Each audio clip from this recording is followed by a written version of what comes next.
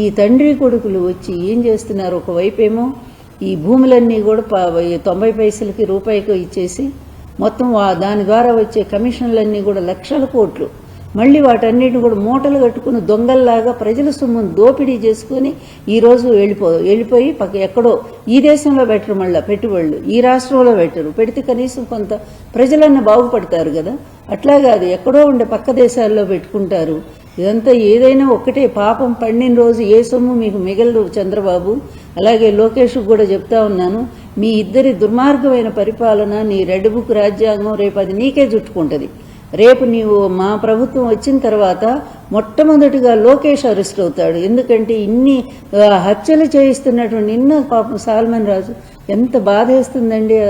అలా చాలా రోజుల తర్వాత ఊరికి వస్తే భార్యను చూడటానికి చంపేస్తారా? ఏమి రాజ్యాంగం అండి? ఏమి రాజ్యం నడుస్తూ ఉంది మీ ప్రభుత్వంలో? ఇదా ప్రభుత్వం అంటే? ఇదా ప్రజా పరిపాలన అంటే? ఇంత నీచమైన పరిపాలన ఎక్కడైనా చరిత్రలో ఉందా? నాకు మోడీ గారికి కూడా ఒక లెటర్ రాయాలనిపిస్తూ ఉంది.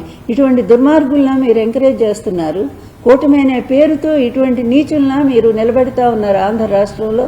వీళ్ళ కోసమా మీరు స్నేహం అని చెప్పి వాళ్ళు పొగుడుతూ ఉన్నారు? ఇది ఎంత అన్యాయం అండి. ప్రజల ప్రాణాలు తీసేటువంటి వాళ్ళు, హంతకులైనటువంటి వాళ్ళు ఈరోజు రాష్ట్రాన్ని పరిపాలిస్తూ ఉంటే ఈ హంతకుల్ని శిక్షించాల్సింది పోయి మీరు వాళ్ళు మా మిత్రులని చెప్పి మీరు ప్రకటించుకుంటూ తిరుగుతుంటారా? మీరు మాత్రం ఏంటండి, మీ పరిపాలన ఏంటి? మీరు కూడా ఆలోచించండి ఒక్కసారి. వీళ్ళంతా ప్రజలు గారా? ప్రజలు అనుభవిస్తున్న కష్టాలు మీ దృష్టికి రావటం లేదా? ఇంత అవినీతిలో కూరుకుపోయినటువంటి వాళ్ళు మీ స్నేహితులని చెప్పుకోవడానికి సిగ్గేయటం లేదా బీజేపీకి కూడా? బీజేపీ కూటమిలో ఉండేటువంటి పెద్దలు ఒక్కళ్ళు కూడా మాట్లాడుతున్నారా దీని గురించి?